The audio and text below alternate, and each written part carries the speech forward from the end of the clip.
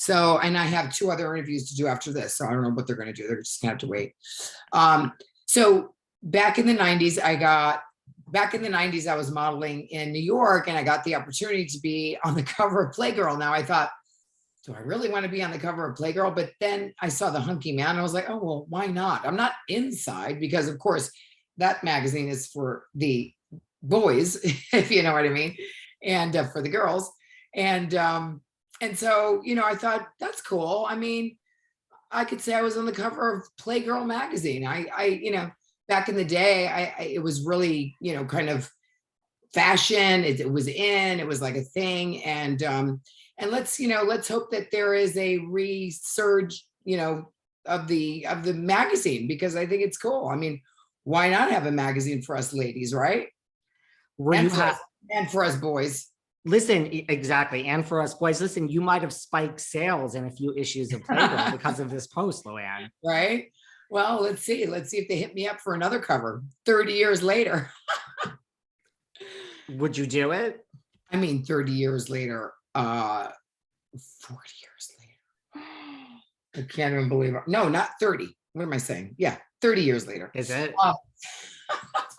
I'm like, really trying to age myself there. I'm just trying to get a compliment.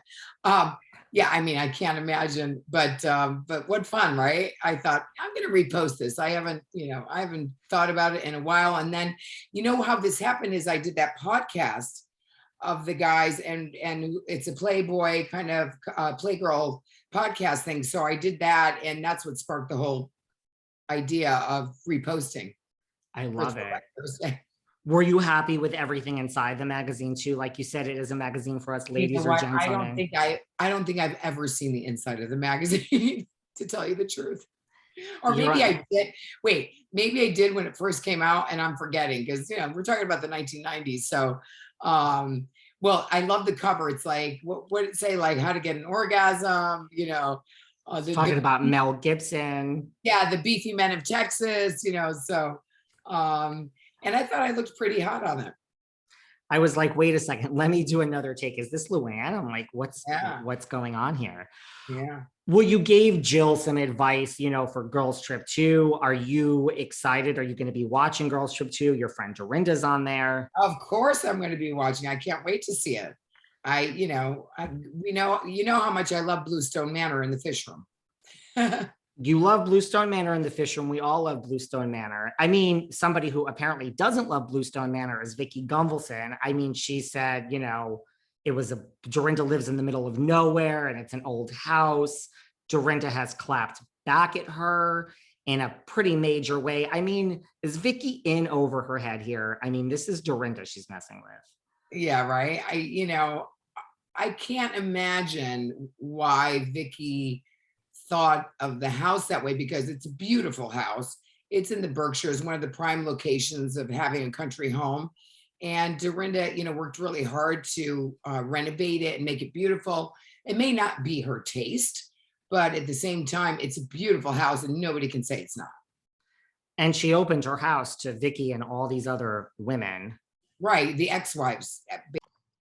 Hey everyone, this is David. Welcome back behind the velvet rope. Let's just get right into it today, because we are joined by pure royalty people. Not just housewives royalty, but royalty, or at least the first person that we've ever had with a title, the one and only Countess Luann de Lesseps. Hello. Hi, David. It's good to see you. Long time, Luann. Long time. No, way too long. I mean, well, on that note, let's just get right into that. How are you doing? Because you're so used to, before this, you were on the road selling out venues all across America. Like, how much of an adjustment was that? Like, going from being on the road, do you miss being in front of a live audience? Yes, I do. I love it so much. And, when just before COVID happened, I was on tour and I finished up shows for Christmas. And so January, February was like my time to take it easy. And I was in Miami. I went to LA with Victoria. We went on kind of a yoga retreat. And then I was in Miami and COVID hit. And so I got a longer break than I had anticipated, like everybody else, I guess. What is your plan when all of this is over? Like, I know you were workshopping Mary F. Kill before this. Are you still planning on rolling that out? No, Mary F. Kill has been killed. It's Um, over. it's over. So I have a new show coming out. I'm very excited because I have a new director with the blessing of Ben, who I adore. And so I have Richard J. Alexander doing my new show, which is going to be a Christmas show. So the rollout is the plan is late November, December. And I'm already, booking shows across the country. So I'm so thrilled. I'm so excited. I've got Billy Stritch on board, who's my musical director. So I have the best team ever. So I'm really excited. It's going to be a totally new show. It's holiday, and I have a new Christmas song coming out. I cannot wait. Well, listen, is it going to be as good as Viva La Diva? Honey, it is so good. I have, Bruce Roberts from California is my producer on that. And he's produced major, major artists. And so I'm thrilled to be working with somebody of that caliber. And it's, it's an original Christmas song that we wrote. And you might just see some of the housewives in it because there's a music video. I love it. Well, Sonja was going to be part of Mary F. Kill. Is she going to have a part of this new Christmas show? Well, it's a new Christmas song. And you might, yes, exactly. You might see her and shows, I'm going solo. Good for you. Season 13, Luann, how did we get here?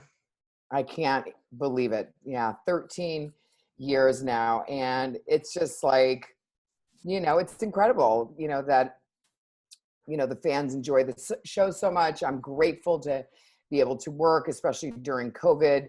We filmed an entire season between, an election year, COVID, a pandemic, and Black Lives Matter. And so it was a really tumultuous time to film. And, so I'm very proud that we got through a season. And I think that, the fans will love seeing how we navigated, during these difficult times.